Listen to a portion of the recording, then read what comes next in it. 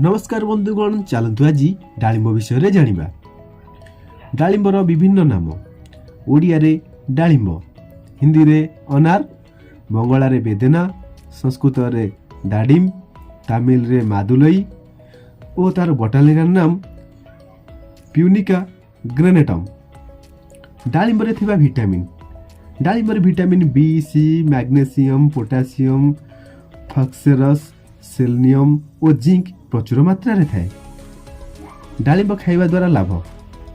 यह एक स्वादिष्ट और मीठा फल हेबा सहित औषधीय गुण रे भरपूर। 100 ग्राम डालिंब सेवन करिबा द्वारा 65 किलो कैलोरी रो ऊर्जा मिली थाए। उच्च रक्तचाप को नियंत्रण करि थाए।